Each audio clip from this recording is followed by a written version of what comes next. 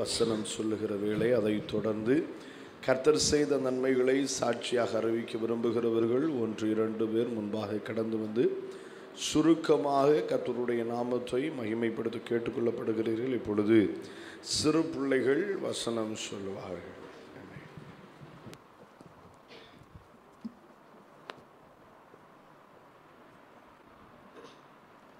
அப்பொழுது தேவனுடைய ஆவி ஆசாரியனாகிய யோய்தாவின் குமாரனான சகரியாவின் மேல் இறங்கினதினால் அவன் ஜனத்திற்கு எதிரே நின்று, நீங்கள் கர்த்தருடைய கற்பனைகளை மீறுகிறது என்ன? இதனால் நீங்கள் சித்தி பெற மாட்டீர்கள். நீங்கள் அவரை விட்டுவிடுவதனால் அவர் உங்களை கைவிடுவார் என்றான். பிள்ளைகளே, உங்கள் பெற்றோருக்கு கர்த்தருக்குள் கீழ்ப்படிங்கள், இது நியாயம். தேவன் ஆவியாயிருக்கிறார், அவரை தொழுது கொள்கிறவர்கள் ஆவியோடும் உண்மையோடும் அவரை தொழுது கொள்ள வேண்டும் என்றார். கர்த்தாவே, என் முழு இருதயத்தோடு உம்மை துதிப்பேன், உம்முடைய அதிசயங்களை எல்லாம் விவரிப்பேன். ஆராய்ந்து முடியாத பெரிய காரியங்களும் எண்ண முடியாத அதிசயங்களையும் அவர் செய்கிறார். தாழ்ந்தவர்களை உயரத்தில் வைத்து தித்திக்கிறவர்களை இரட்சித்து உயர்த்துகிறார். Make a joyful shout and all your lands. ஆகையால் தேவனுக்கு கீழ்ப்படிந்திருங்கள், பிசாசுக்கு எதிர்த்து நில்லுங்கள், அப்பொழுது அவன் உங்களை விட்டு ஓடி போவான். தேவன் ஆவியாய் இருக்கிறார், அவரை தொழுது கொள்கிறவர்கள் ஆவியோடும் உண்மையோடும் அவரை தொழுது கொள்ள வேண்டும் என்றார். அவர்கள் எல்லாரும் தங்கள் பரிபூர்ணத்திலிருந்து தேவனுக்கென்று காணிக்கை போட்டார்கள். இவ்வளோ தன் வறுமையில் தன் ஜீவனத்துக்கு உண்டாயிருந்தெல்லாம் போட்டுவிட்டாள் என்றார். மாம்சமான யாவரும் என் ஆவியை ஊற்றுவேன், அப்பொழுது உங்கள் குமாரர்களும் குமாரத்திலும் தீர்க்க தரிசனம் சொல்வார்கள். சிங்க குட்டிகள் தாழ்ச்சி இருந்து பட்னியாக இருக்கும், கத்தரை தேடிகளுக்கும் ஒரு நன்மையும் குறைபடாது. கர்த்தரின் கிருபையை எப்பொழுதும் பாடுவேன், உமது கிருபை தலைமுறை தலைமுறையாய் என் வாயில் அறிவிப்பேன். ஆகையால் தேவனுக்கென்று கீழ்ப்படியுங்கள், பிசாசுக்கு எதிர்த்து நில்லுங்கள், அப்பொழுது அவன் உங்களை விட்டு ஓடி போவான். அப்போஸ்தலர் 13ஆம் அதிகாரம் 8 முதல் 11 வரை உள்ள வசனங்கள். மாய வித்தைக்காரன் என்று அர்த்தம் கொள்ளும் பேரையுடைய அந்த எலிமா என்பவன் அதிபதியை விசுவாசத்தினின்று திருப்பும்படி வகை தேடி அவர்களோடு எதிர்த்து நின்றார்.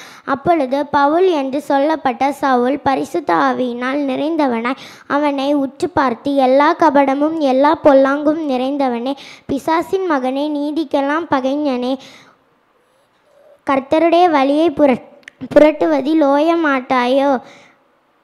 கர்த்தருடைய வழியை, செம்மையான வழியை புரட்டுவதில் ஓய மாட்டாயோ?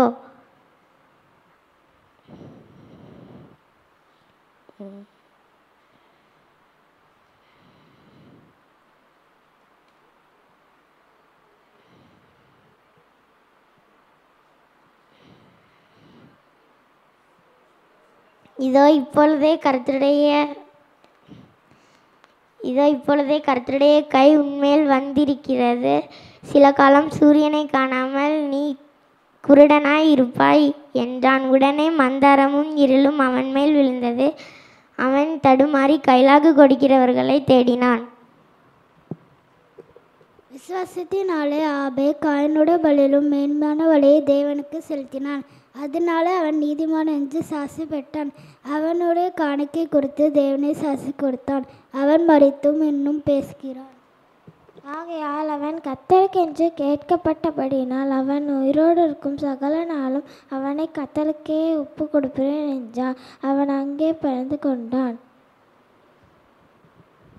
தேவன் ஆவியாய் இருக்கிறார், அவரை தொழுது கொள்ளுகிறவர்கள் ஆவியோடும் உண்மையோடும் அவரை தொழுது கொள்ள வேண்டும். செம்மையானவர்களுக்கு இருளிலே வெளிச்சம் உதிக்கும். அவர் இரக்கமும் மன உருக்கமும் நீதியும் உள்ளவர். இறங்கி கடன் கொடுத்து தன் காரியங்களை நியாயமானபடி நடப்பிக்கிற மனுஷன் பாக்கியவான். அல்லேலூயா. கர்த்தருக்கு பயந்த அவர் கட்டளைகளில் மிகவும் பிரியமாயிருக்கிற மனுஷன் பாக்கியவான். அவன் சந்ததி பூமியில் பலத்திருக்கும். செம்மையானவர்களின் வம்சம் ஆசீர்வதிக்கப்படும்.